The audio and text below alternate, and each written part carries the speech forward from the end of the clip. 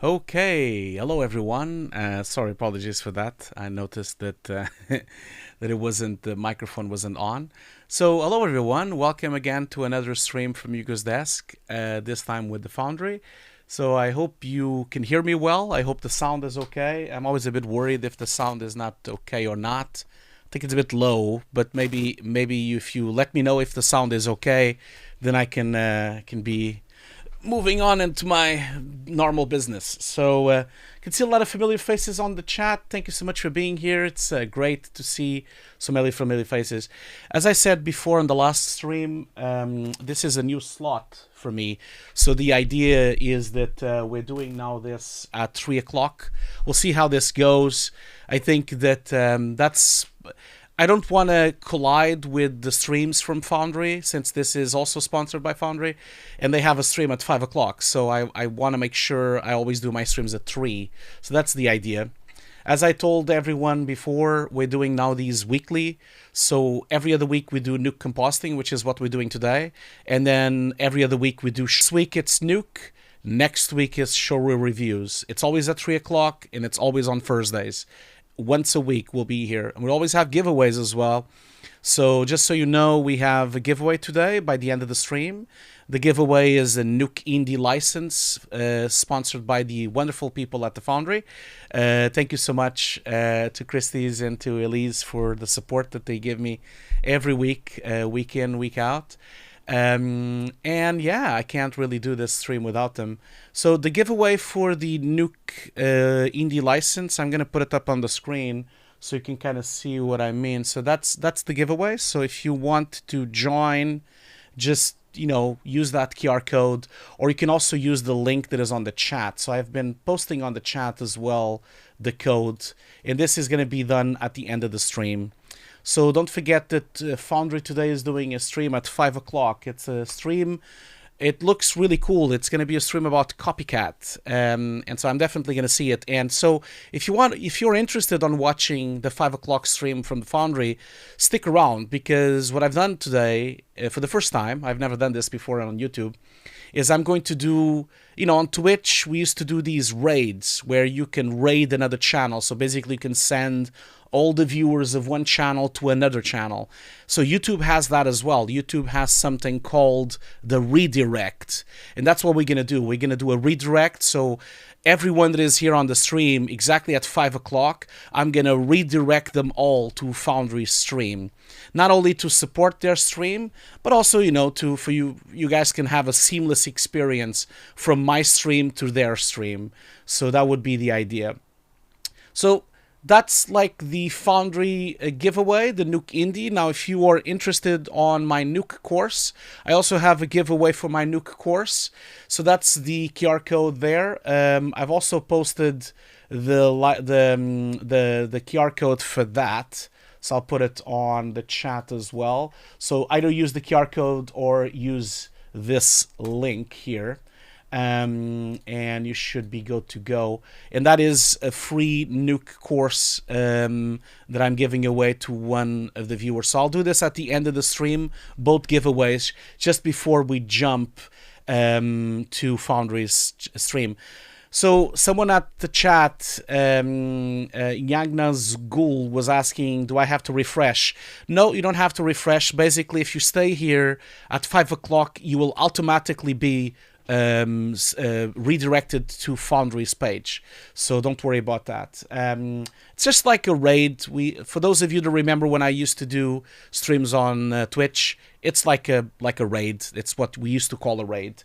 Okay, so also, just so you know, if you are interested on my Nuke course for the entire month of March is 60% off. So until the end of the month, it's the biggest discount we've ever had. So if you're interested on doing any of my courses, I have a Nuke course. I also have a workshop course. It is currently celebrating spring, so we're doing 60% off.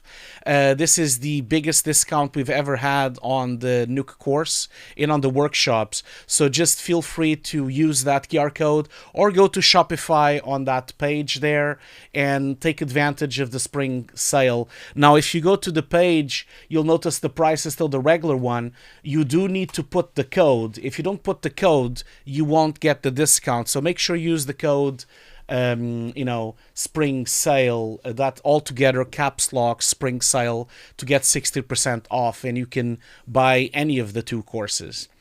And yeah, that's it really. So with all that in mind, I just wanted to thank Foundry for the support that they give every week to the stream. As you can see, here's the Foundry. Thank you so much. I have my Foundry shirt out. The Foundry shirt that the Foundry sent me when they had the anniversary. So thank you so much for doing that. And with that in mind, to show my support to the lovely folks at Foundry, and especially a shout out to Kirsty and to Elise and to Jen as well over there. To give a shout out, I'm gonna share with you a trailer, from their educational video, which is really cool. It's really short, so I'll just share that. And don't forget that they have a lot of really cool educational things on their website. So this video is all about that. So without further ado, I'll leave you with Foundry's video. Foundry's Nuke is the industry standard tool for compositing in the film and TV industry. We've produced and curated all the essential resources for learning Nuke and preparing you for the profession, as well as recommendations for other training resources. You'll learn compositing fundamentals, rotoscoping, keying, tracking objects, color management, 3D compositing, and much more. Our objective is to empower artists with all the knowledge they need to push their skills to the next level. Jump in and start learning today.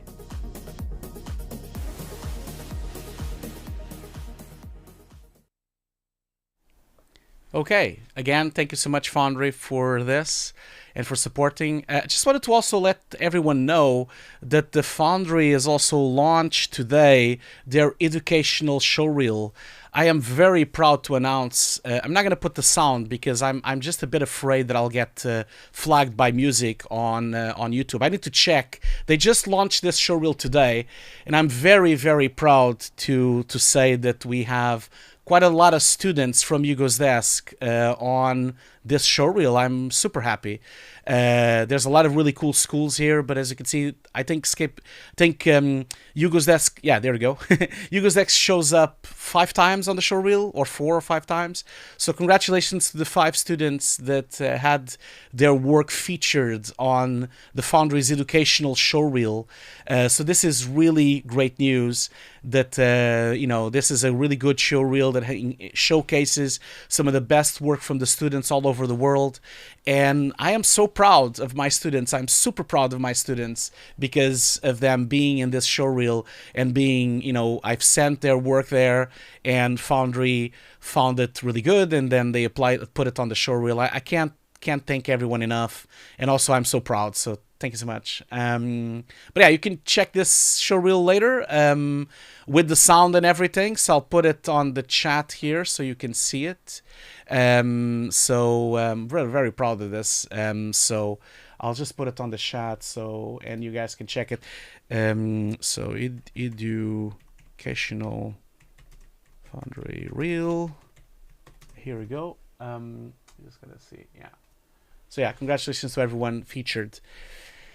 Yeah, just someone on the chat, Keys Phenomenon is saying, breaking news, Nikon just acquired Red. That is true. That's true. It's a really strange news, isn't it? Like I was not expecting that, but it is really cool news because Nikon really needs some help to do really good video cameras because they are really behind compared to Canon. And they're also very behind compared to Blackmagic in terms of video. I'm not talking about photography. Of course, obviously, in terms of photography, their cameras are outstanding. But in terms of video, they're a bit behind. And so it's really good news to see that. I'm hoping that Nikon and Red, the two of them together, they can really make a really cool cinema camera. That's what I'm hoping, at least. Okay, cool. So without further ado, I think I've done everything. Oh, one last thing that I just wanted to mention. Yeah, so that's the stream that we're gonna redirect. So this is going to be at 5 o'clock. So stick around on my stream. Exactly at 5 o'clock, everyone on this stream will be redirected directly to this stream. So this is the Q&A of Nuke's Copycat. I really advise you to go and watch it, and also to show support to the Foundry by doing all these really cool live streams. So at the end of my stream, around 4:50, I'll do the giveaways, and then we will all go together to the Copycat stream. And just stick around because the redirection is automatic. One thing also I wanted to mention to everyone, because we're gonna jump into Nuke now, if you want to continue watching the streams, watching the part 1 and part 2. Remember, if you go to my Hugo's Desk tab, you have the live tab. You have the podcast tab, of course, which is the VFX Notes podcast, which we just released a new episode about Poor Things. And we also released all 5 nominees of visual effects, of the Oscar for visual effects, which is this Sunday. So go and check that out. We have like a playlist for the VFX Notes podcast with Ian Files. But if you go to live, you can see all my streams. And in fact, you can already see my next stream here, which is the Honest Showreel Reviews, which will be at the 14th of March next week. So again, Thursday, like I usually keep telling you all, we will be live doing some showreel reviews. So if you have some showreels that you would like to be reviewed, please make sure you upload them to the link that exists on this page, and also contact me. Don't forget that you need to book your slot. You need to book your slot so that you are going to be on the show review. So it's next week, exactly 1 week from today. Okay. And then one last thing I just wanted to mention is that if you've missed my Nuke deconstruction 2 and 1, which you can see here on the live, I have made a playlist for that. So if you go to playlists and if you go to the Hugo Deconstructs, you have here the link for the Hugo Deconstruct Season 2. I'm calling this Season 2 because I've done these videos in the past, and so I'm now calling it Season 2. Other streams are here. So that's the playlist. So if you want to go back and check, I've also put chapters on everything, so you can watch number 1 and number 2, and now we're on number 3, and every 2 weeks we'll have one, and where I'm deconstructing these productions that I've been doing. Most likely today is the last day we're going to do the deconstruction of the Heroes Arena trailer.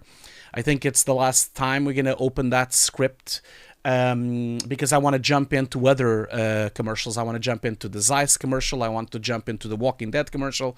We've talked about that in the past, but just to remind everyone that we are going through shots from this cinematic that I've directed. This is a game cinematic I directed for Heroes Arena. It was a couple of years ago. This is 2018, but some of the things still apply for today. And we're going through some of the shots, and so I think today this will be the last time we'll do this this cinematic. I think it will be the last session, because then I want to move into the Walking Dead one, and then I also want to move into the Zeiss one. So hopefully we'll finish today, but we have a cutoff at 5 o'clock, so don't forget, at 5 o'clock we redirect to the Foundry. Now, I'm going to shut up about all of this, and I'm just going to jump into Nuke. And today, I have... How many shots do I have to show you? I have quite a few still left.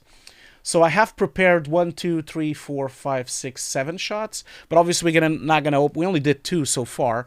So the first session... last week we did this shot here, so I think it was this shot that we did last week, and then the first session we did this shot here, so we went through. Now I'm going to open one, which is this one on the top here. The reason I want to open this one here is because I want to talk about some of these particles and some of these passes. Some of the stuff I'm going to talk about is like the same as before, but doesn't matter. It's like we go through it, and be sure to ask questions. Now, I am alone on the stream, so keep in mind that I'm looking at the chat and trying my best to answer the questions as it goes. But yeah, yeah. Congratulations, GLM Studio. It is true. You have one shot on the Foundry showreel. Congratulations on that. It's very, very well done. I believe there's 5 students there, so thank you so much. The beginning of Hugo's Death Cinematic Universe, I kind of doubt that. That's not gonna happen. Okay, so let's open this shot and just go through it, and if you have questions, just go through it. So this is the shot that we have in mind. As you can see, quite a simple script, not very complicated. You know, so I'm just gonna put this in full screen because why not? Not very complicated, but the final result is down here on dailies. We had 15 versions of this shot, I believe, and actually I should have done that. I should have gathered the versions. I'll do that real quick because I should have showed you. Someone had this amazing idea of asking for me to show versions, and I thought it was a wonderful idea, so I'm going to do that for sure. Let's see if I can show all the versions here in QuickTimes, so that I can kind of like, let's see here. So we have the QuickTimes, they're all, I only have one here. Okay, I see. So I have this one. Sorry, I should have done this separately, but you live to learn. Apologies for that. I'm just gonna like really quickly just move these QuickTimes here so I can show you the evolution of this shot, because I think it's quite interesting to see the evolution. That's why we're doing these deconstructs anyway, so I can show you how we do things in production. So I'm gonna just like put it here. So showcase versions, and then we'll have this shot here, which is this is shot, I believe it's shot 120, and yeah, there we go. So okay, cool. So let's just go through the versions real quick. Oh, reminds me that I need to shut down quick like Dropbox. I'm glad that I checked it, because that was gonna give a lot of lag to the stream. So okay, so I have here 11 versions, starting in version 3. Of course, this is just the play blast, not much going on here. Just a regular play blast. First version we sent to the client, that was it. Then we jumped into version 4, which is a bit of a pre-lighting setup. There's no floor texture yet, so this was kind of the first version. Then we went into version 5, not much has changed. Version 6 is the first time we actually have a floor, and we have some final lighting and some motion blur, and we're starting to kind of like get a more final shot. We don't have the magic particles yet on this part. And then this is the first version of the particles. So this is the first version. The wonderful people at Milkcan in Germany did these wonderful particle systems. And then we have more layers of that. I think this is version 8, and then we have yet another version. We had some feedback from the client, so we had like a slower version, and then we had a faster version, and we kind of like went in through a lot of versions of this. And this was a version where we had a lot of lighting interaction, which didn't really work. It was way too much lighting interaction. So we kind of backed off from that. And then version 13, I think, no, version 13 is not last one. Last one is, so then we dialed back the lighting, and we had a bit less of that lighting. And then version 15 is the final version. So that's the final version. That's the version that we have here today. Now, I really wanted to show you this really cool detail, which is, I like this detail. This is a nice detail here. I'm gonna just show you there. So you see, as he gets the magic getting thrown into him, we've actually destroyed the floor there. So we've made like a broken part of the rocks. Now, I wish I had more time, because I could have, at the time, I think I could have done some breakup of the little small little rocks flying out of his feet. We have another shot right after this, I think. I think if you look here, you see that's the shot that we have right after, and I think that's the one. I don't believe there's one with the feet. Is there one with the feet? Yeah, we used to have. That's right. I'm trying to remember now. we used to have a shot where we see his feet holding on for dear life. I think we've removed that shot now. I think so. Just double check. Can't remember now. It's been a long time since I've done this. Yeah, then he hits it and a close up. Oh, there we go. That's the one. So that's the shot where we actually see the rubble. So he's kind of defending himself here with against the shield. Then we kind of like go through here, and then we go through we see the debris and the rocks flying through the air as he's trying to hold off on Goodall's attack here. So okay, cool. So let's just jump into Nuke. So that's the version, and keep in mind that I'll answer questions as soon as I can if you do have questions. So that's the shot that we have in Nuke. We've talked about this before. This is an old script, so it's not in Aces. I would have done it in Aces if I was doing it today, but I couldn't do it at the time. And also, we've talked about this before, that I don't have the original LUT that we had at the time. And so at the moment I'm just using an sRGB LUT for just convenience, but it should have been different. It shouldn't have been that LUT. So keep that in mind, that is missing here. Okay, so let's just go through this thing and just see. I was very happy, and it's very kind that Fire.Smoke gave me permission to show these scripts and to show these projects, and so I'm really glad that they did that. Okay, so this is the main pass that we're using. This is what we call the beauty of the background, and as you can see in it, we have no destruction on the floor, but we have the lighting interaction on the floor. We have the contact shadows, and then we also have the fighters, really. Now keep in mind that these two fighters are rendered separately. I kind of like to render separately, but obviously if I was doing this today, I probably would have done it in deep, and then I didn't have to do it separately. I think that would be what I would have done, but keep that in mind. So typical thing, like we talked before, we have all the different lightings, the reflections, the reflection. We have all the passes here, including the really strong lighting of the raw GI. And of course also the raw diffuse and the typical stuff. Then we have some depth of field, some normal, some fake ambient occlusion, and of course some position pass as well. If of course today, if I had deep, we wouldn't use this position pass, we would have used the other one. And also object IDs, which again we talked about this before. I would have done Cryptomat, but of course we didn't have Cryptomat at the time. Then we go through the typical rebuild. We have the global illumination with the GI, the raw GI.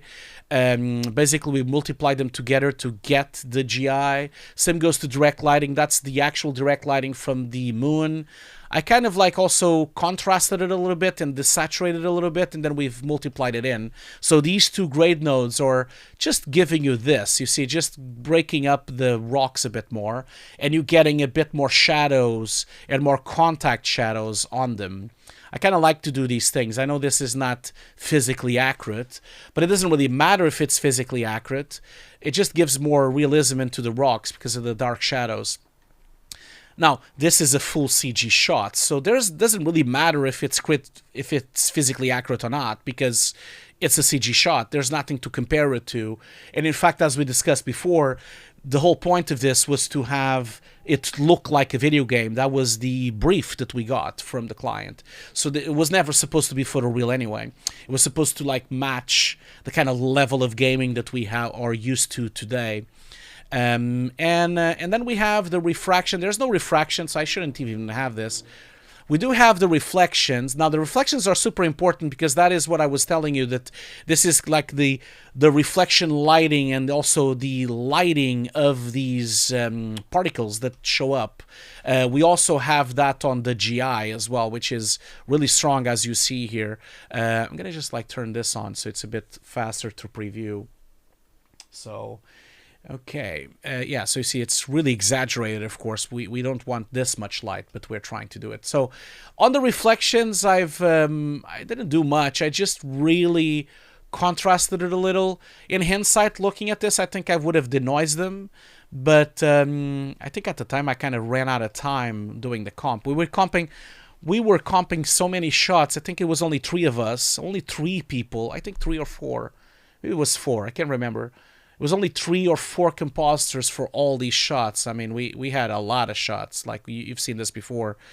I don't remember how many shots it is, but it's a lot. Well, I can actually tell you how many shots it is. Maybe that's a good idea to just give you some proper information. Just do that. It's really easy to check, actually. So if I just go here to my pipeline, how many shots did we had? We had a total of 71 shots. Yeah, so 71 shots split by 3 or 4 compositors. So there's a lot of work to do. A lot of work to do, just for so few people. Now we have also the specular.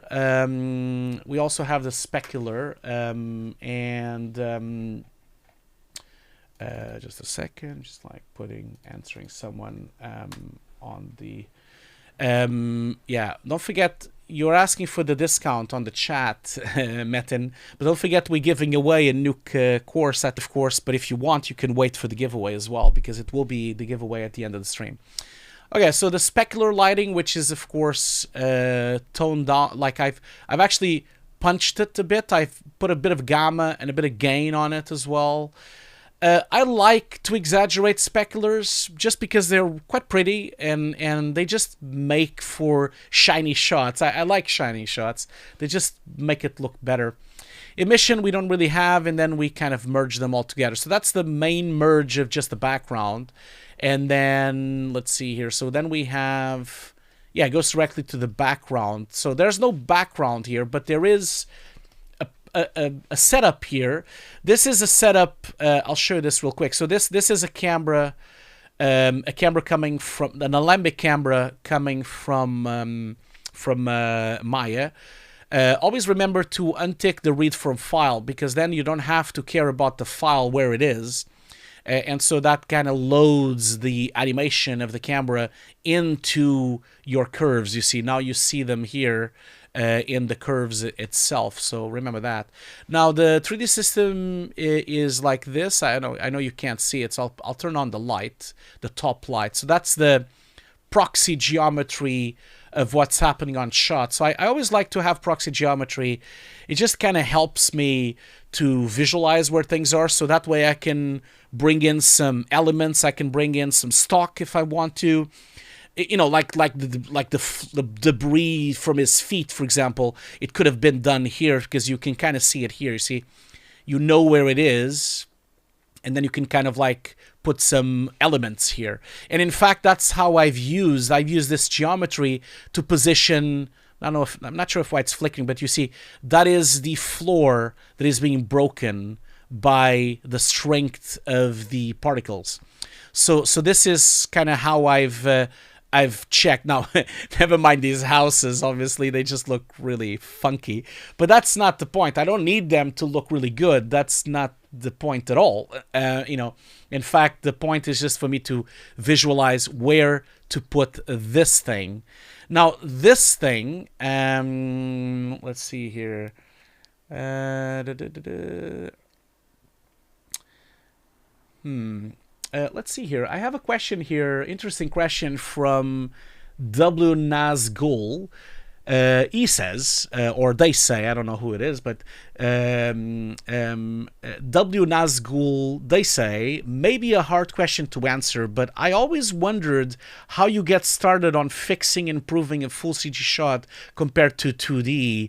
In 2D, you have real life as a reference, but 3D renders sometimes already look good. That is true. Now, never underestimate the amount of fixes you need to do in 3D. There's a lot of breakup in geometry. We still need to do painting. We still need to do rebuilding. Sometimes the geometry breaks. Sometimes there's like collisions on clots. Sometimes there's flickering. Sometimes there's like mistakes in 3D. Sometimes there's like pings of specular highlights that go crazy. So never underestimate that. There's a lot of work that goes into fixing CG by using painting, projection system, denoising, deflickering, and just rebuilding in general. And also sometimes relighting, adding extra lights using deep or using normals or using position passes. So there's quite a lot of fixes that happen in CG.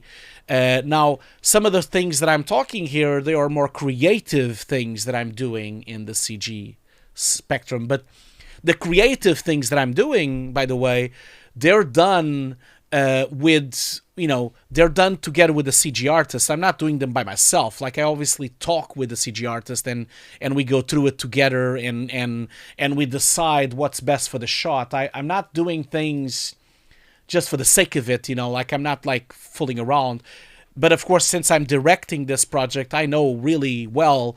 And in fact, because I'm directing it, I'm already doing color correction like a final grade using the CG passes, because I've always very strongly believed that the grading would be so much more beneficial by using CG passes, And Osgar has a good point. Start by adding 2.3 pixel softening.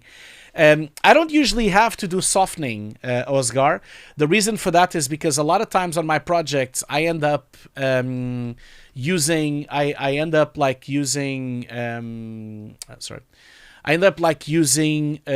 2.5K renders or HD renders, and then I upscale them to 4K. So a lot of times there's a lot of upscaling happening. So we render in 2.5K and then we upscale to 4K, and that already brings you some softness anyway. Anyway, going back to this. So this is, of course, I believe this is an Action VFX. So shout out to Action VFX. This is an Action VFX element called Ground Cracks, if you want to check it. I have a lot of library of Action VFX. I'm just going to show you the pass itself. So that's the CG part that they've made. So this is a top perspective view of a breakup of a floor. And so this is, of course, not usually how we do it. Usually I would have gotten CG to do this, but we didn't have the budget. I only had one person doing effects and one person doing particles. And so the best way was just to do this, to just like get some get some external elements. This element fit like a glove to what we wanted to do. Again, I know this is not physically accurate, but who cares, as long as it looks okay. So with this, we picked up this. This is a QuickTime, by the way. By the way, this is Nuke 12. Reason I had to go and get Nuke 12 is because QuickTimes don't work on Nuke 15 anymore. And so keep that in mind, that I had to open Nuke 12 because of that. At the time, we did this in Nuke 12, but QuickTime is not supported on a Mac on Nuke 12 anymore, Nuke 15. And so for me to run these QuickTimes, I had to bring back to life Nuke 12, which is from 2021. So apologies for that. So I have this. It already has an alpha. I have some eroding that happens here so that we can get the alpha to be shorter as well. I then pre-multiply it by that erode just to make it shorter. I have an O-flow. Now this O-flow is just, I believe it's, let me just double check. Yeah, this is animating to match the breakup. So I've done an O-flow so I could retime the breakup. So you see it starts faster, then it goes a bit slower, just to match the position of the character that is dragging his feet through the floor. And then I put this on a card. Now this card, of course, is positioned exactly on the same place I just showed you before. Now, you see, if I turned off this is positioned exactly where this character is so that I know where to put the breakup. Here's a little tip. Time for some tips, Never leave the geometry on when you're doing a script. This is incredibly slow. Even to this day in Nuke 15, having geometry inside of Nuke really drags the viewer. Just look at this, for example. I'm running this stream at 60 frames per second, right? And look at how laggy it is when I scrub through this, you see? It doesn't even run at 60. Now, if I show you just this, see how fast it goes? It actually rose at 60. Not only this, but also this slows down the rendering. So once you've positioned the asset, like I did, which is this floor, once you've done the positioning of that, I would always advise you to switch all of this off, this will really improve the speed of your render. I kid you not. If you have this on, if you have the geometry, the proxy geometry on, it will really slow down the render when you're rendering this shot. So keep that in mind, because this is something that I really think Foundry should address and they should kind of fix, because the geometry just really becomes a slog inside the system. It's almost like I wish that it would have gotten like flushed when you are not using it or something like that, you know. Anyway, then we have, of course, this. Now, I have the original camera, of course, pointed. And this is why I have it separate, you see. I have my reference geometry up here. And then in here, I should have really done a background. I should have done a background. I probably was in a rush, I'm assuming. So let me just see. Floor. I should have done that. I always do that. I'm damaged. Maybe I've missed this one. I don't like not having drop. Like, that's much better now. I also believe that this was because, most likely it was because we didn't had. Let me just double check here. The floor breakup only happened. Yeah, it happened between version 13 and version 15. You see there? So on version 15, there's no breakup on the floor. You see? In this was then done on version, so that was April, May, so it was almost a month later I put the floor in. So that's probably why I don't have any backdrop, because it was a month later that I put that shot in. Okay, so I hope you're enjoying this, by the way. I forgot to ask you this last time, and I'll ask you now. I hope you guys are enjoying these streams. I know they are not really workshops, but they're kind of like workshops. But I'm just like going through the script and show you some of my thought process of some of the stuff I did in production. I really hope you enjoy this. And you let me know on the chat if you're enjoying these constructions. Because I keep getting told by people that no one else does these kind of things. No one does these constructions of production. And I kind of felt that it was kind of something beneficial to the industry. But if you think it's better to do a workshop itself, like, I'm happy to do those as well. But I hope you're enjoying this, and I hope you are taking something out of it. I'm trying to make it as educational as possible and trying to show you tricks and things. But do keep in mind, these are a bit old, you know. Obviously, throughout the years now, throughout the months now, we'll get closer to newer things. You know, for example, once we get to the Zeiss production I did, the Zeiss production was just done a few months ago. So that was in Nuke 15. We actually used ML scripts and everything. So I think it's going to be even more modern. And it's also ACES, that one. So I think keep that in mind, that these are a bit old, but there is still educational level on them. Oh, I'm glad to hear that. I'm glad to see that on the chat. Thank you so much for the support, and thank you so much for being so supportive. So okay, that's you're making me blush now. Stop it. Just stop it. Okay, let's continue. And again, thank you so much for all the love that you're giving me on the stream. I thought that it would be beneficial, but I was, of course, just wanted to make sure you guys were happy with the way these streams are going. Oh, talking of streams, I almost forgot. I need to do a mega shout out to a stream that is happening tomorrow. So let me just do that real quick. I know I'm interrupting my my train of thought, but I just wanted to like give a huge shout out to World VFX Day. So World VFX Day tomorrow is going to do one huge stream for the International Women's Day. So make sure you join. The stream is going to happen from 9 o'clock UK time. And don't miss this opportunity. There's a lot of really cool things to watch. You see, I'll share the link here. So be sure to join the World VFX Day stream tomorrow. So this is the international... Should have done this earlier. Apologies for that. I forgot. I had so many things to show that I forgot this. So don't miss the International Women's Day VFX stream together with World VFX Day, and also Uplift Her. It's a It's a joint venture between both of them, and starts off at 9 o'clock and it goes all the way to 2:25. And we have some really, really killer talks here, as you can see from the slots here.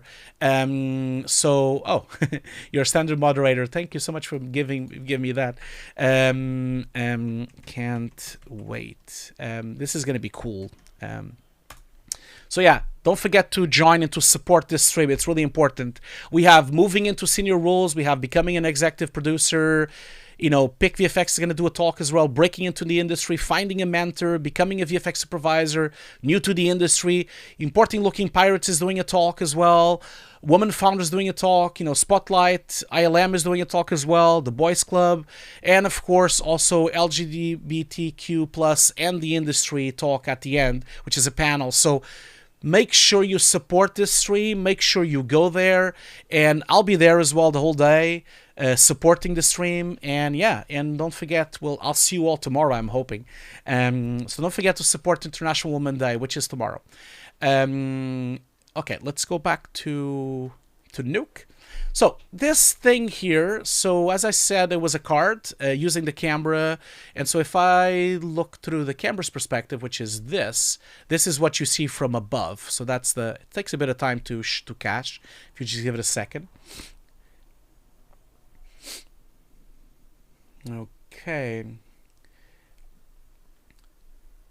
Okay, so yeah, there we go. So that's the 3D system from the camera's perspective. Now, from there, I switch to 2D. That's the thing. I do an unpremult just so I could do a color correction. Now, the reason I'm doing an unpremult is because I want to make sure the edges don't get black. Now, what I'm doing out here is I have the floor, and to make this look more realistic here, I use a multiplication between the floor and the real thing. And that just gives me this. You see, it multiplies it. And it's very subtle. If you don't want it to have so subtle, apologies, I'm a bit nasal today. Apologies for that. Just a second. Apologies for that. I'm just like getting a bit nasal. And I'm going to give me just 1 second. I'm going to mute myself, okay?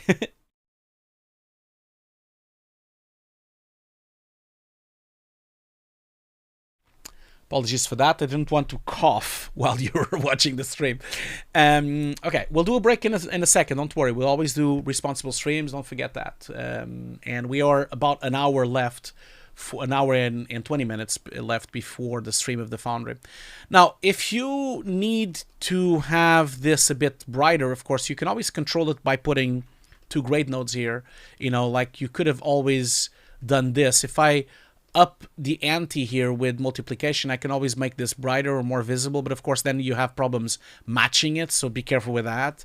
But you can also uplift this one as well. So there's ways of you controlling this, but you can also control it later. So there's some grading and color correction that I'm putting so that I have more contrast, and then I pre-multiply it, and then I merge it on top. So that's the one, and then I merge it there. See, that's the one.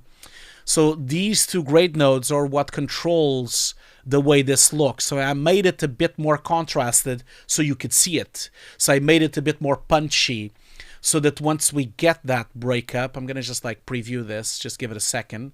It's not that slow, It's wonderful to see how fast it is now, these comps. When I did this, I had my old Mac Pro, the trash bin, and man, it was slow. Now with this new Mac Pro, it's so much faster.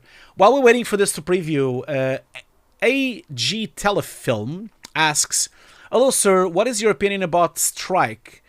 Till when can strike end?" Which strike are you talking about? I'm sorry, because the writer's strike and the writer's strike is over, so maybe I missed something, but is there any strikes going on right now? I didn't know that. Apologies if I've missed it. So maybe someone on the chat can give me some insight about that. Okay, so as you can see there, that's working rather nicely. So that's breaking up the floor there, and you can even see some light. It really looks actually quite realistic. I'm quite impressed by this. I didn't remember this because as you go frame by frame here, it actually really looks like it was done in. It really looks like it was done for real. I'm surprised by myself now. I didn't remember how cool this looked. And again, don't forget, this is really just this Action VFX, animation they've done, which I did an O-flow with. So that's really simple. It's just like this thing, an element, a top perspective element from Action VFX. And then I put it on the 3D system, and then I grade it a bit, and then I merge it on top using a multiplication between the real asset and the floor. And that's why it kind of like gives you the realistic look, because you're multiplying it together. So that's why.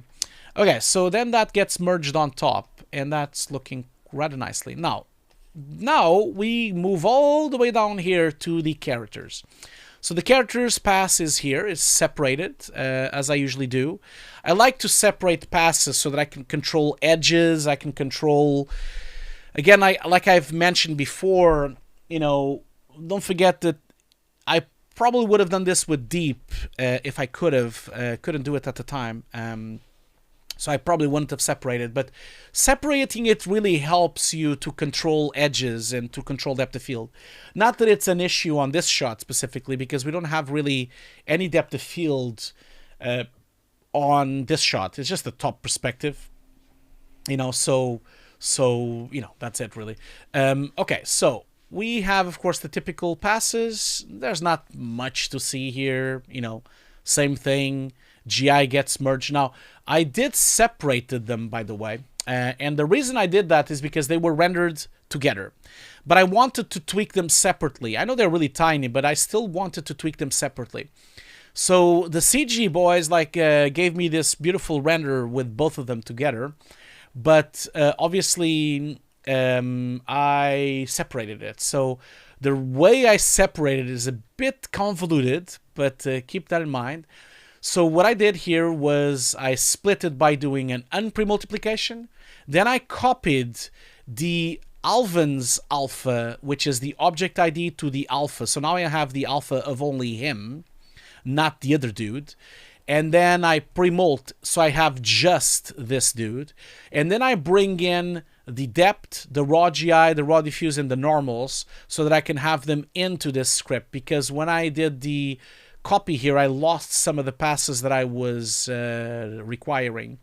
And so that allowed me to control just this dude. And what I did here was, I have the subsurface scattering. These are setups from the other script you saw before. So if you watch my Deconstruction 2 and 1, you'll see the same kind of stuff. So I don't need to repeat myself here.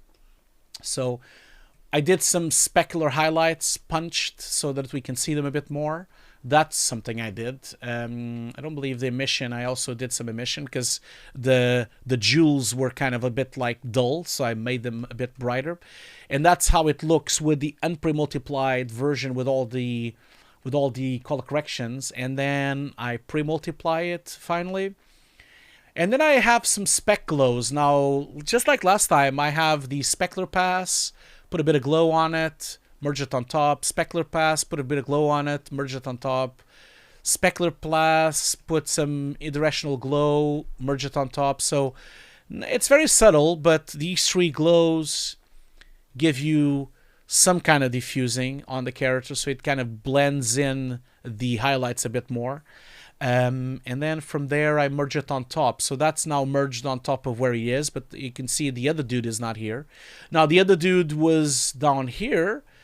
Split is the same thing. I unpremult everything, and then I get the character alpha from the object ID, comes into here as a copy node, premult all, so I have just him, copy the remaining passes, and then do the same exact process on this character.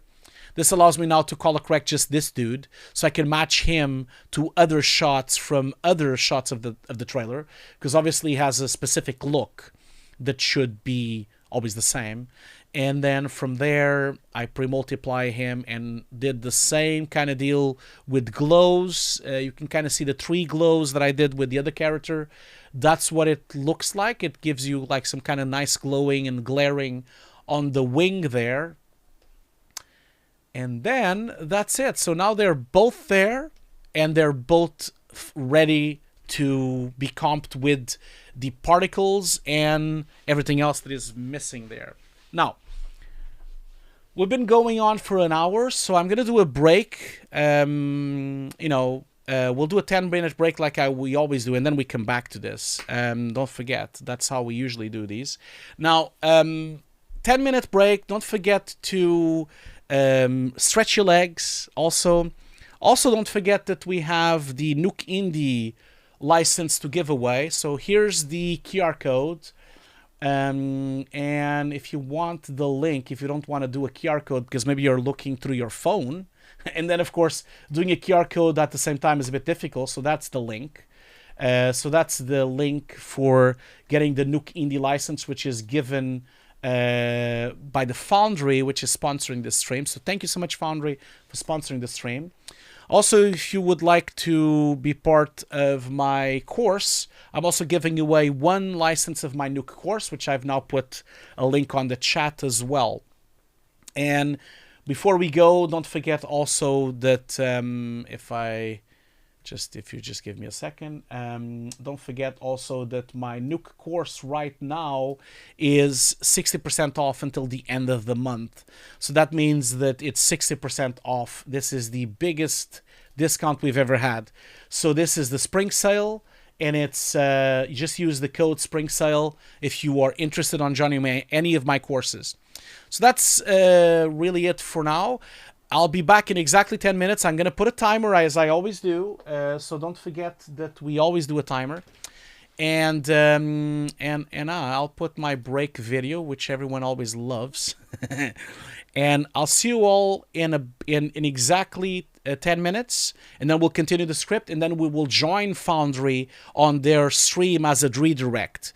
So I'll be right back. Don't go anywhere. And drink some water, stretch your legs. I'll be right back.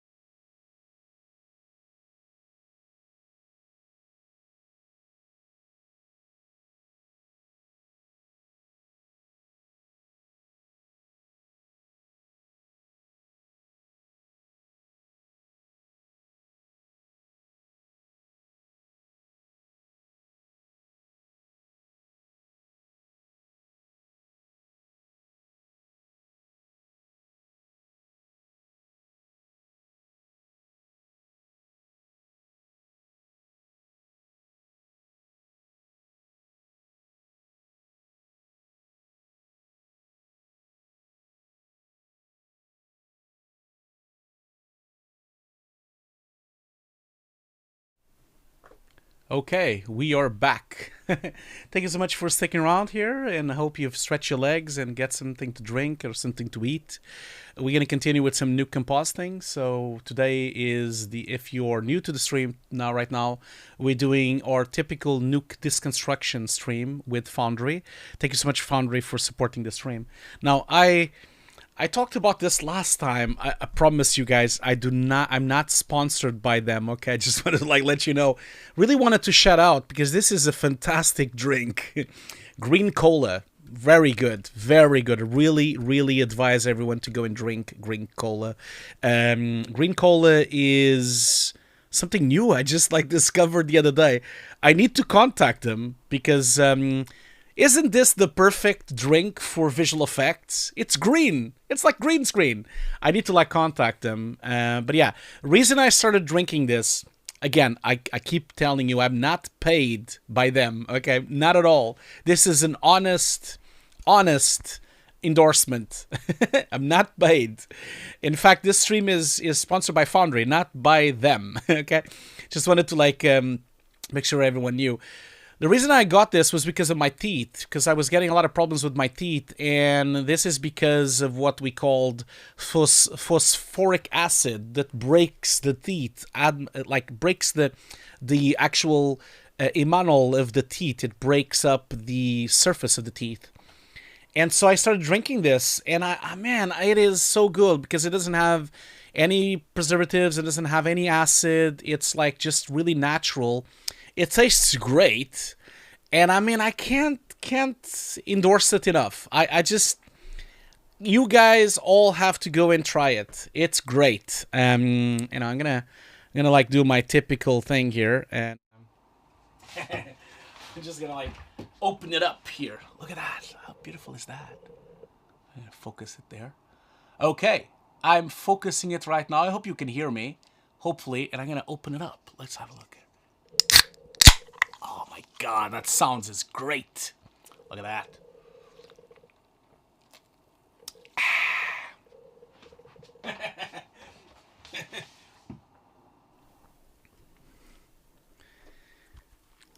I just find it fascinating that it's the green screen cola. I need to man, I need to contact him. I'm going to do that. I'm going to contact Green Cola. Maybe someday they can be sponsors of the podcast. That would be great. How cool would that be? It would be great. Anyway, again, I keep saying I am not sponsored by them, okay? At all. You guys know me. I'm honest. I'm not usually not up for lying, those kind of things. Okay. So we still have 45 minutes to go. Remember, stick around here. We are going to be redirecting our stream to the Foundry stream. As you know, Foundry is doing a stream today, and we're gonna do what I used to do on Twitch. I used to raid the other streams, and so obviously it's not called raid, and in YouTube it's called redirect. So stick around on the stream.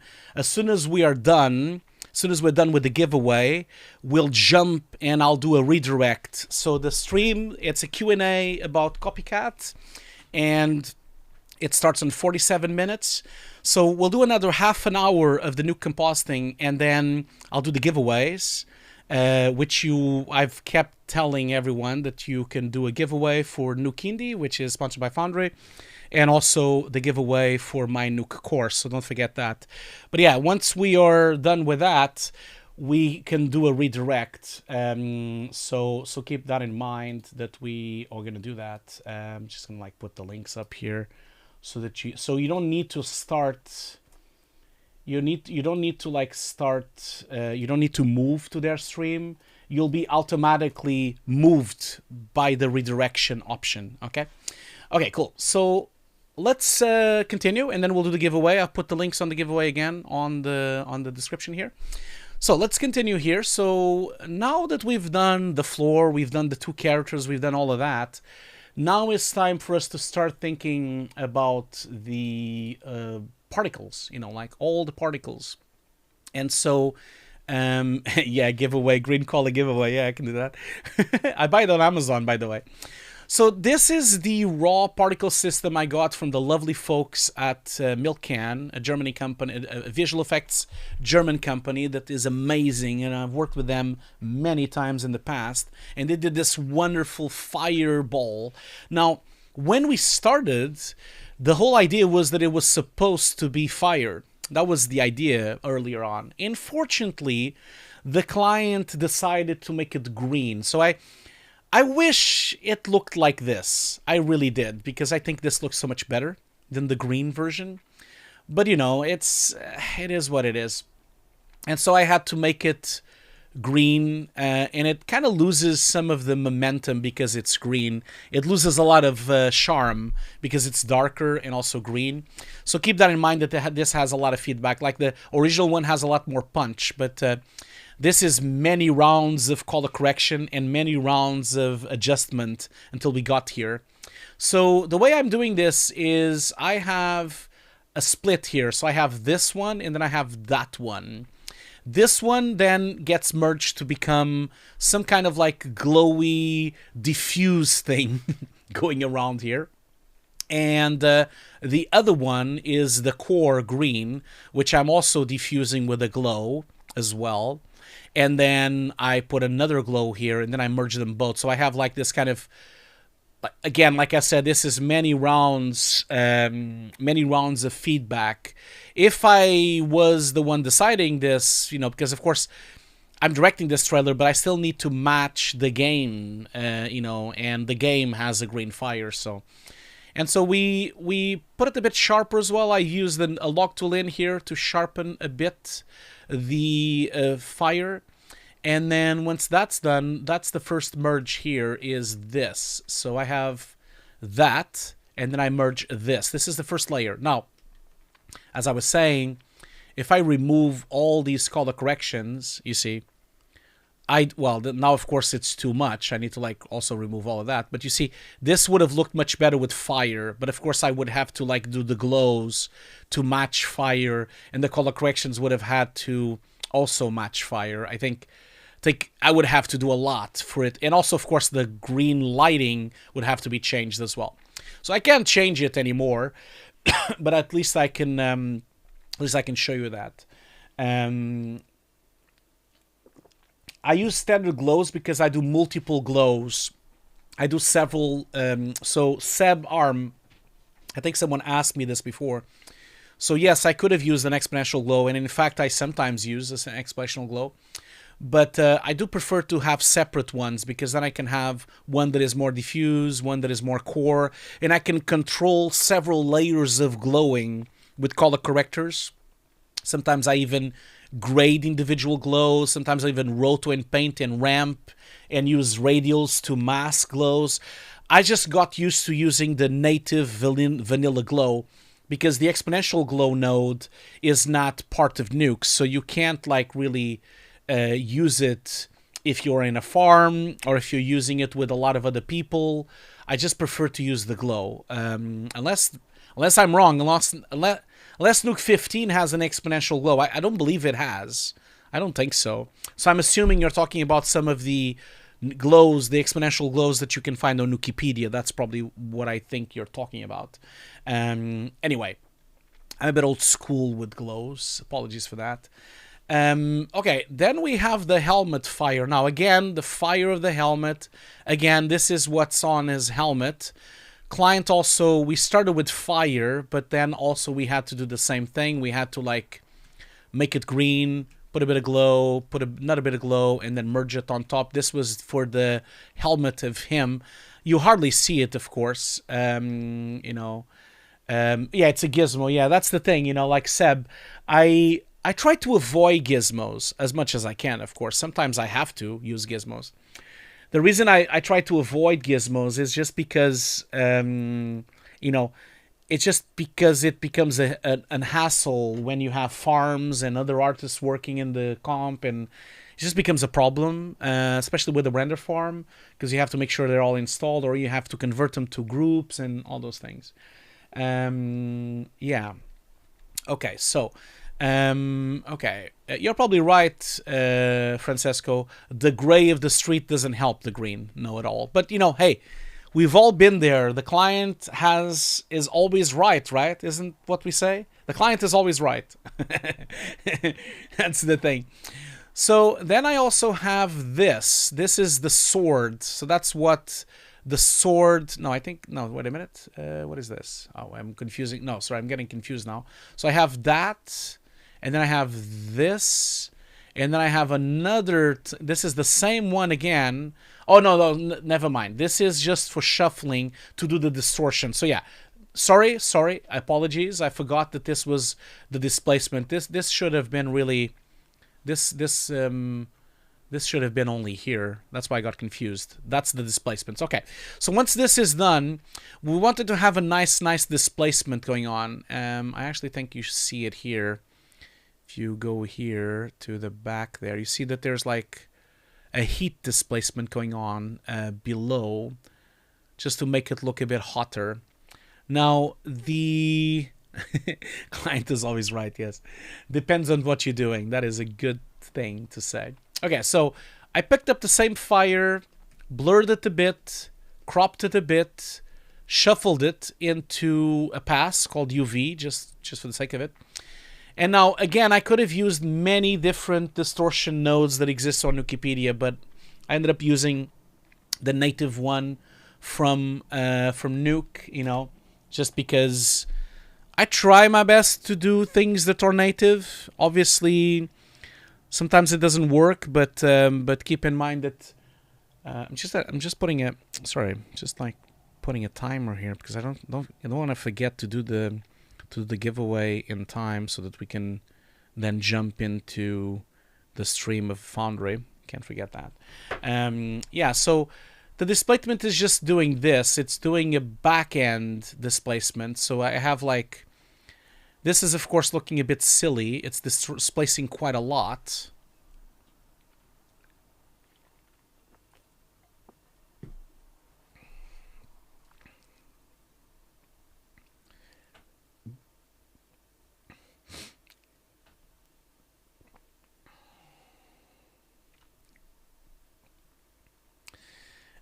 While we're waiting for this, you're absolutely right, W, and sorry, apologies, I was just reading the chat. So, you're absolutely right, W Nazgul. AI will replace some jobs, but some jobs won't be gone. They will still be changed. For example, comping will be more about fixing AI videos because AI is inconsistent than making the same two videos. It's not just that, W Nazgul. Yes, you'll have a lot of CG made by AI, which you need to fix, you need to tweak, you need to paint, and you need to roto. But let's not all forget that filming on location will never go away, okay? Because that's how it works. You have the artists, you have the actors, you have the directors, you have famous actors as well.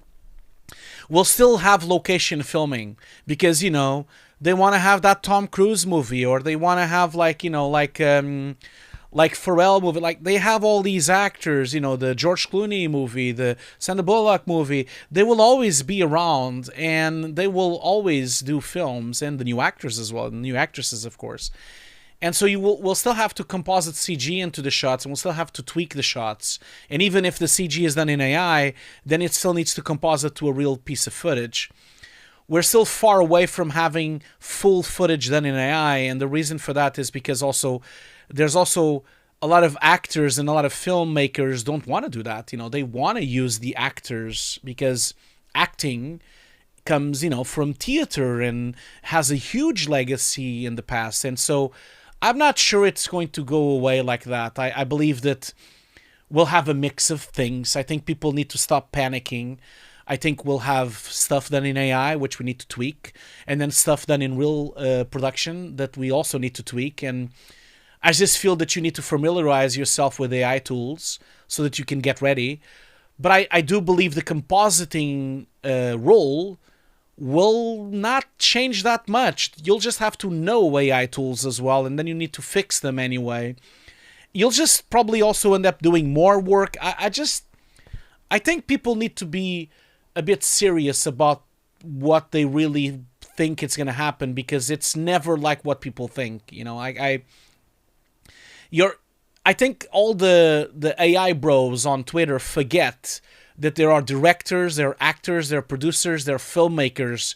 There are a lot of people that will still want to film something, and they will still want to go out and film with those actors and try to get the most out of the actors and try to get those happy accidents on set. I really don't believe that that will be completely replaced. Yes, some filmmakers will use AI fully, and some filmmakers won't. I feel like we'll have a mix of both, and some filmmakers will use half and half, you know. Maybe they have some shots in AI, and some shots real, and some shots in CG. I think people need to, like, calm down, okay? They really need to calm down a bit, because I feel like there's so much work and there's so many things to do. Anyway, like, I don't want to start this conversation with AI. I feel like compositing was changed anyway with the advent of Unreal and everything, and so just take it easy out there. Don't worry, we'll all get there, you know. But we'll talk more about this. I'm sure I'm gonna do more videos and more streams about this for sure. Anyway, let's. Oh, I see that my stream is lagging a little bit for some reason. My cache is getting full for some reason. Why is that? Apologies for that. I'm getting some kind of like problem on my caching here. Just 1 second, because I need to kind of like do one little tweak here. For some reason, I'm having some kind of issue here. Just a second. Yeah, it's my. Okay, so I'm gonna do this real quick. So bear with me. I'm gonna have to like pause the stream for 1 second, and then I'll be right back. Don't worry, I'm not going anywhere. I'm just gonna like pause it real quick, and then. Okay, I think I'm back. I just rebooted my thing. Well, I'll show you what it is. I just rebooted. Oh, not that one. I just rebooted this. You see, this is the ATEM Mini Extreme ISO, and it crashed, which is a bit weird. So it just like flickered here. The lighting was going orange, and it was like telling me there was a problem. So my caching was going full. So that I had to like reboot this thing here. This is what's streaming, and I can like switch between cameras and everything. So I just had to reboot that. But I think I'm back. I do think I'm back. Please confirm that I'm back. I think so. People say welcome back, so I think I am back. Okay, cool. Let's just. It's still frozen. Okay, is it back now? Please let me know if it's working, or if it's still frozen. Is it still frozen? Maybe someone can tell me on the chat if the stream came back.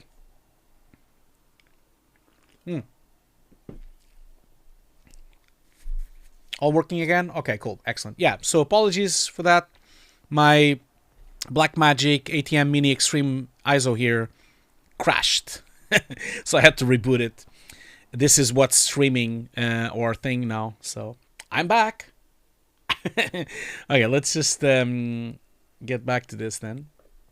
Okay, so oh, no, that's not the one. It's this one. Okay, so as I was saying, the displacement distortion was doing this.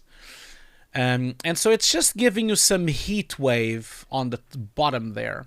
I know it looks a bit fake, but then after we do that, I then merge everything again from the same place. You see, I had a first layer on the bottom with a fireball, and then the helmet as well, and then I push it back again. So I have the distortion, and then I put it back on top. That's the horns there, so that's the horns coming in. And then in here, I have the fireball coming in on top again. And then I have some particles as well. So this is kind of like a lot of particles just flying through there. And then I graded them a bit, and then I plus them on top of everything. And then I cropped that, and I think that's it, really, isn't it? Let me just go through the fastest part here, just to see how that looks. Yeah, so that's there. Okay, cool. And yeah, and then we just, yeah, we're almost done now. We just have like some exponential glows here going on, which are really not relevant for this shot. Then I have some final tweaks of lenses. I have, like I said, because I'm directing this and because this is being done by me, I'm grading in the script. Very unusual. That's not a typical process. Usually you don't do that, but I am grading inside my script. And then I have I've animated this grade node, because this grade node is the one that is basically flashing a little bit. So if I put like a context here, you'll see what's going on here. So that's that. It's basically doing this. It's basically lighting it up and down. This is synced with the light up. You see, so that's the flash of the particles that I've done. So I've animated that. And then I have another grade node here. So these grade nodes are just giving me a bit less saturation, a bit more contrast. I have a tint on them, an animated grain. I've also tweaked the shadows, making them darker, tweaked the midtones as well, a little bit as well. Then I have another grade node here with a bit less gamma. Then I have a radial. I like to use radials, and so that's a radial node just to create a vignetting effect. So I have one vignette, and then I have another vignette, and then I have a clamp just to make sure I'm clamping over two. This was mainly because on this specific shot we're having a lot of issues with highlights, so I decided to clamp it there.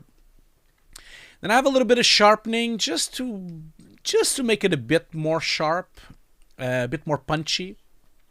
Some chromatic aberration, a lens distortion. Now this lens distortion is exactly the same lens we've used on Maya. So this is 35mm distortion.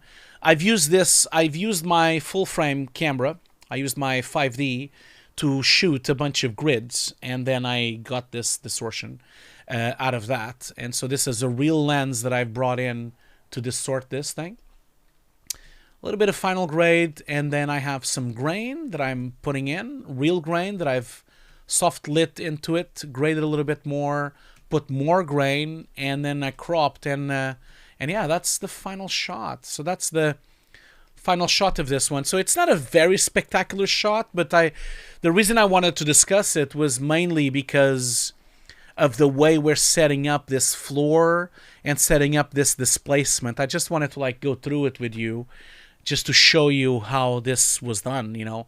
And it's a really simple thing, but I feel like it's a nice way of using elements like Action VFX to do that. Okay, cool. So that shot is done. Now we still have a lot of other shots, but we're almost done with the stream today, because don't forget we're gonna do a redirect to Foundry at 5 o'clock. Now, but in the meantime, I'm going to open another script. So I'm just gonna like I have a lot of scripts to open, so I'm gonna just open another one and just go through that one. I'm trying to like pick shots that have different types of things that we can talk about. Especially, I wanted to like go through the rain shot a little bit, and also okay, so I'm gonna like open up 630. So for this, I'm going to use, just gonna do one thing here. I'm gonna do Nuke 15 for this shot, actually.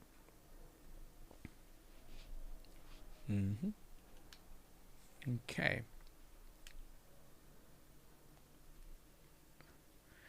Now, don't forget, like I mentioned before, you don't need to leave my stream, before time. You don't need to leave my stream. I am doing a redirect to this stream, so anyone watching my stream will automatically be redirected to the Foundry stream about Copycat. So let's open up a new shot here. So the shot I'm going to open up is shot 630. So I'm going to just go show you. And if we ran out of time on this shot, we'll just go through it the next time. It's not a problem. It's live? What do you mean it's live? It's not live, is it? No, it's 25 minutes to go. Oh, you mean they've made the live? Well, I mean, it is not live yet. People are there, of course, but it's not live yet. It will be in a minute. But okay. Hey, Sajel, how you doing?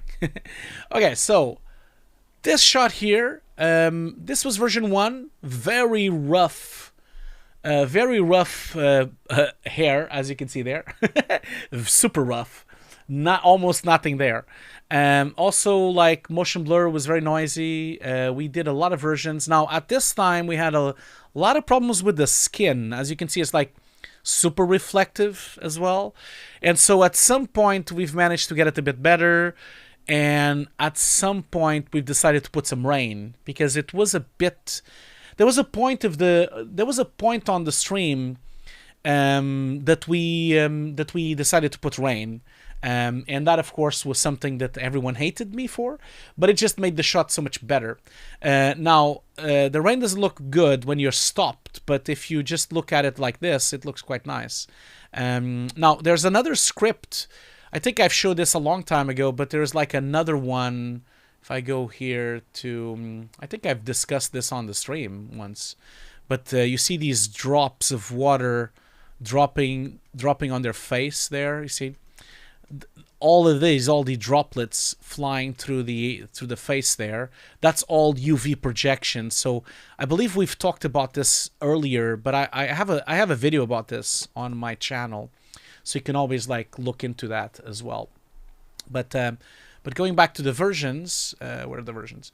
So yeah, so this was the first version with rain, and then we did this one, and then we did this one, then we did this one, and then we did this one, and I think that's not last one. Last one is this one, and then we did this one. So that's the final one, just to give you an idea of where we started and where we ended. So that's the final version, and it's not fair to use the first one because the first one is, yeah, just to show you. This is 8th of March all the way to, so it's 2 months of work going from this, effectively, to that. So that's kind of just wanted to, like, show you the progress in there. So, you see, that's really what it takes, really, to go through it. Of course, the hair was missing and the skin was not working and all the nice depth of field wasn't there as well. All the details on the cloth as well weren't really there, and also the background had no depth of field. So that's kind of like, this is kind of the problem. But remember, we had like 71 shots, so obviously, yes, this is 2 months, but it's not really 2 months only working on this shot. We worked in total for 2 months on the whole thing, like for the whole thing, all 71 shots. Okay, so let's move on to the shot itself. So this would have to be Nuke 15 because it has depth of field. So I'm gonna, and I believe I've already fixed all the quick times on this shot. So that's 630. So 630 comp Nuke, and that's version 16. Okay, open up that. Yes, depth of field was done on Nuke. Yes. So final version is this one. So that's final version. Again, remember, this is not deep. This is not aces. It's not something I have at my disposal at the time. And also I'm missing the LUT, the viewing LUT as well. But yeah, the depth of field was done in Nuke. Yes, it was. I'll show you in a minute. If I go through here, where's the... yeah, there you go. Depth of field is here. So at the time we used the Bokeh. It was called PG Bokeh at the time. No, so PG Bokeh used to be a plugin that you used to have to buy, and I used to buy it all the time. And then it became part of Nuke in Nuke 14, I believe, or 15 maybe. And so that's what I'm using. I'm using PG Bokeh, and I'm using PG Bokeh with real life scale. So I'm basically using the 35mm here and the f-stop of 1.8, which is the f-stop that I had on my camera in Maya as well. So just keep it in mind, it's a 35. So it's real world lens simulation, but this is the old PG Bokeh. Hasn't changed that much, really, to be honest. But that's how the depth of field. But it gives you some nice really bokehs. I'm also using this iris as well. This is from I believe this is from Optical Flares. I think so. I think it's from Optical. That's old. Yeah, the PG Bokeh is so much better than the ZD Focus. There's not even it's not even a context. Okay, so that's the new node. It's called Bokeh now. I believe it's almost the same. The old one is called PG Bokeh. Yeah, I can't even tell a difference. Is there a difference? I don't think so.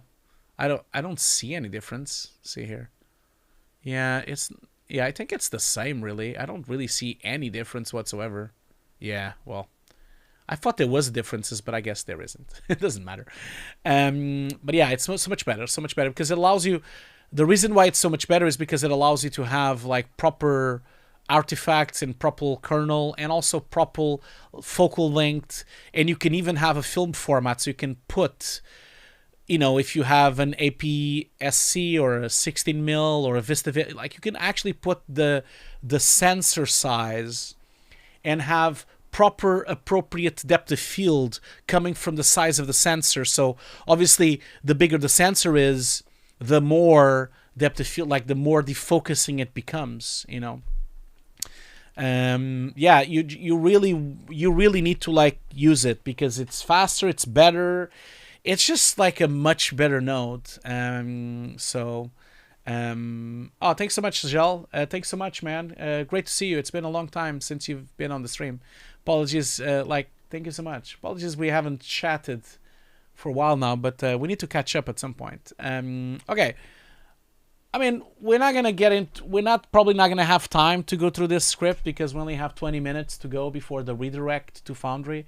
But maybe what we'll do is like we'll continue it next. Remember, I'm doing these streams every week, so we'll continue it on the next stream. It's not a problem. I can always watch it later. But yeah, very self-explanatory. We have the background, just a bit like the other background we had, and nothing fancy here. We have the diffuse. I like to have the diffuse with raw, like with no shadows and no lighting.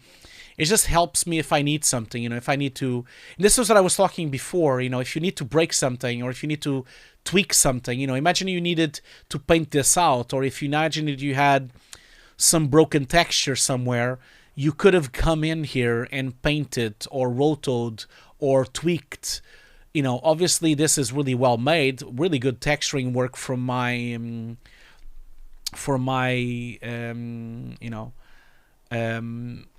well, I was talking about faster than ZD Focus. So the Bokeh sometimes is faster than the ZD Focus. Obviously it's always faster.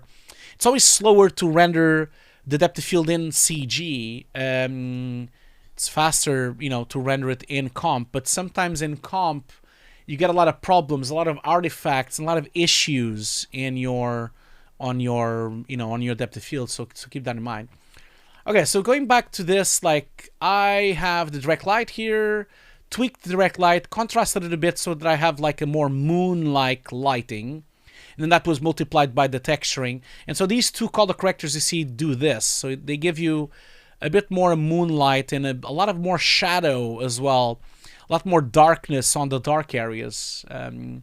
We then have the reflections. I glow them a little bit so that we have the windows so that it looks like they're switched on, Then I have the reflection, which is very subtle. I need to like show you here, see? So that's the reflection. Not a lot of reflection going on wood surfaces because you see most of this is stone and wood. You wouldn't have a lot of reflections. So that's why it's so subtle.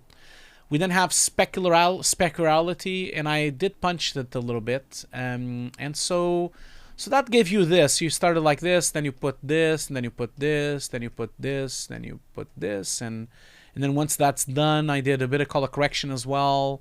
A little bit more color correction. Then I have like the floor. I thought it was too bright, so I'm lowering it. And then also like this. What is this? I can't even remember what that is anymore. So, okay.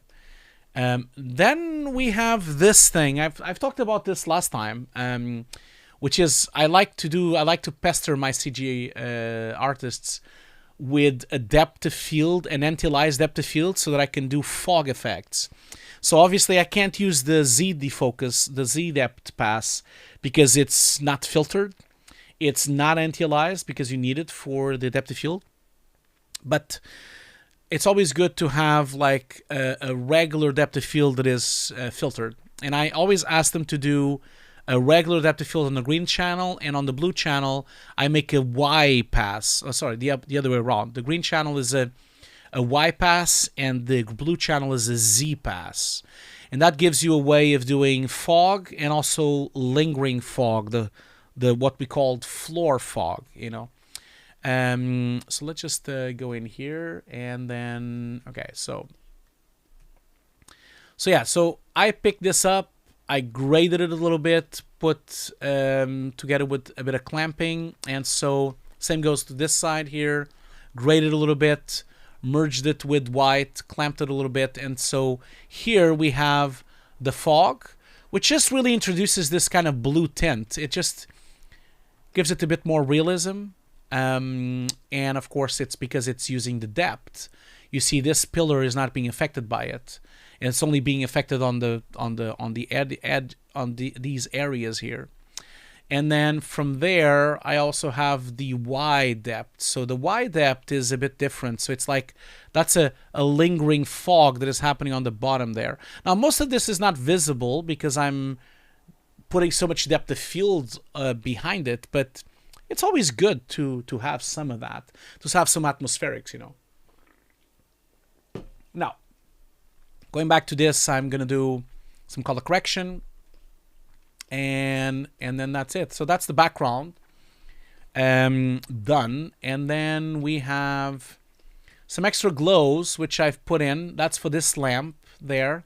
So I have a radial there, so I can have a bit of light source coming from that lamp because it's off camera. So it looks like it's switched on. So that's just a glow. You know, I just use the full glow, and then I use the radial, which is like that. And then I just stenciled it, so I just have this part of the light here, and that's kind of merged on top.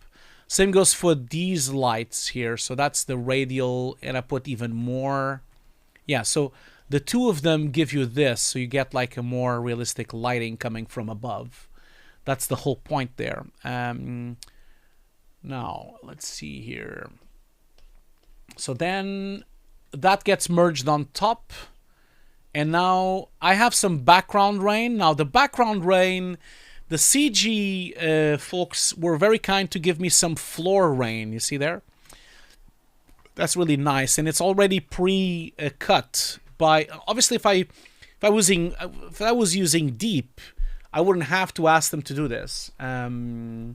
But I did ask them at the time. Okay, so that's the flare. Yeah, we're definitely not going to be able to do this entire shot today because we're 12 minutes out for the stream. I don't want to miss the stream, and I want to do the giveaway as well. So we're 12 minutes on. Don't forget, we're going to do a redirect, so we're going to go directly to this stream once we're done. I'm not sure why. Oh, now I know why. I didn't want that. Like, no, sorry about that. I'm going to just like. Should have done default viewer. Close that, and then now if I refresh, I can have it as default viewer. Okay, yeah. So we'll still do the giveaway, and then we'll do a redirect to come. There's already 47 people waiting here, so we'll join the fun. There's 100 people watching on the stream right now, so it's gonna be a fun experiment for me. I've never done a redirect on YouTube. I used to do them a lot on Twitch. So it's gonna be nice to see like 100 people flooding into this stream. It's going to be nice. I'm sure Foundry is going to be happy with it. Okay, cool. So the rain here, basically, this is the background rain, which I've just really contrasted a little bit and then merged it on top. So we have rain on the floor there, you see. So these are the hits of the, you know, the droplets that hit the floor. So that's really it. And of course, that's being comped and cut by the alpha masks of the geometry.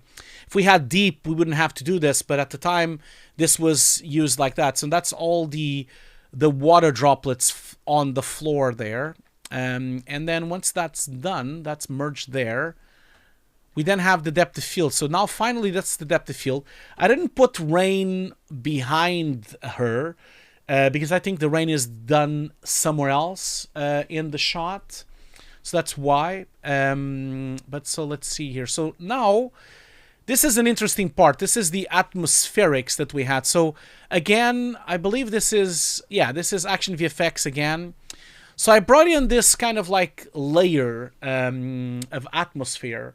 This layer of atmosphere is there, and then what we do to it is we merge it. I do this all the time on my comps. I basically put it on a card. Now, the card, of course, is just so that I can see where it should be. And so, because that gives me the location of the camera, and then I know where the card should be in terms of relationship with the camera, so that I'm actually with the correct, with the correct look, because the camera hardly moves, so it doesn't really matter, but at least I want to put the atmospheric in the correct place. Now I have here the geometry of her, so that we knew, it's 10 minutes to go, but that's my alarm. So we knew where it was. So you see, I'm putting the atmosphere behind the main character, and that's really it. I mean, it's probably a little bit too behind, but that's probably going to work. And okay, cool. Let's see here. And then we put it in the 3D system, so that's there, so that it has the camera movement. But then I pick up this. So I pick up the background, and then I blur the hell out of it, crop it, color correct it to a lot, like really bright. And then I multiply it. So I have this atmosphere, and then I have a grade, which is a ramp. So I'm trying to do it more above than top. So basically, I just do like this, and then I multiply it. So this is kind of like, and then with a bit of color correction, this is just trying to get me like an atmosphere that has some color into it. So I'm basically faking the atmospheric coloring that you get. And then also on top of all of that, I get the atmosphere, I merge it, and then I merge it on the grade node, and then I end up like, that's the background, then I merge the atmosphere, and then I merge the other atmosphere. So these are the two atmospheres that I'm merging on top. And then I color correct it a little bit, so I tone it down a little bit. And then after all of that, then we finally put the character. We finally put the character in. Now, we're not gonna get into the end of this. There's no way. There's only 9 minutes to go for the Foundry stream. Don't really want to miss it. I want to do the redirect, and I still want to do the giveaways. So apologies everyone that I didn't really manage to get all of this going. We still have, so we'll do this next time. So we'll still have, I want to show you the rain. So that's the rain pass that we have. So that's the rain pass that I want to talk about, and all the tweaks that we did to the rain so that we could get it with color, and we could get it with depth of field, and then merge it so that we can get it into the shot, and then the final tweaks. But I'm gonna wrap up here, because then after that, I also, next time around, I still have one shot that I wanted to show you, which is, where is it? It's this one here. The next time we do the stream, before we jump into another production, I wanted to show you this shot, because this shot is a really cool way of doing the lightning bolts. I want to show you my setup to do the lightning bolts, but we ran out of time, so we only have like 8 minutes. So we should. I don't want to rush this, so we're gonna do the giveaway. So. Don't forget that we are going to join the Foundry. There's already 57 people waiting here. So stick around on my stream. We're going to do, for the first time on Nuke, on my stream, we're going to do a redirect. So that means all of the viewers of my stream will move into this stream. Hopefully it works. I hope it works. I've never done that before. So we'll see. But in the meantime, let's do the giveaway, because we should have done the giveaway already a bit of time before. So if you don't know, I'm doing a giveaway of Nuke Indie. So that's the link for the Nuke Indie giveaway. So 157, yes. And we have 100 people on our shot, on our stream. So then it will be 200 and something, which is going to be nice. So I'm sure they're going to be happy. So here's the link for the Nuke Indie giveaway. And then the Nuke course giveaway is here. So I'm going to do the giveaway now and just see how this goes. Let's see here. So, and don't forget, we'll be back in 2 weeks. So next week, Thursday, we're doing the showreel reviews. And then once we finish the showreel reviews, the week after that, we do more Nuke compositing. So keep that in mind. Like every week I do a stream. Sometimes it's showreels, and sometimes it is Nuke compositing.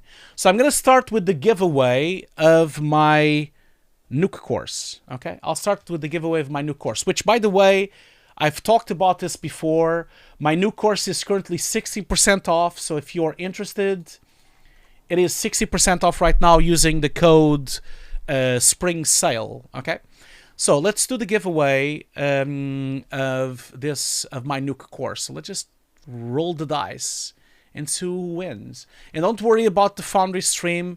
I am going to redirect everyone to your stream, to that stream. So don't worry. So let's draw the winner and see if they're here. Okay, so the winner of the Nuke course, of my Nuke course, let's see here. Winner of my Nuke course is, so let's see here. So yeah, I think I have the name. So the winner of my Nuke course is German Jaris. I think that's how I pronounce it. I'm not sure. German Jaris? I really hope I didn't mispronounce your name. But that's the winner of the Nuke course. Hope you enjoyed that, and I'll be sending you the login later today or tomorrow. So hope you're here. Really hope you're here. If you're not here, I'll roll the dice again, but hopefully you're here. And congratulations for winning the Nuke course. The Nuke course, don't forget. Oh, here they are. So German, congratulations, you've won the Nuke course. I'll contact you later. And for those of you that didn't win the Nuke course, don't worry, we'll do it again next week. Every week we do a giveaway. So on the showreel reviews with BenQ, we give away the Nuke course. And then on the Foundry the Foundry streams like today, we give away a Nuke Indie license. Okay, cool. So that's the winner. So let's go to the next giveaway. So the Nuke Indie giveaway, let's do that one and see how that goes. Let's see here. So just a second. Give me just a second. Congratulations again. And now I'm gonna do the last giveaway, and then we're gonna join Foundry. See how Foundry is getting along here. So they are, yeah, they've already started the countdown, I believe. Yeah. Cool.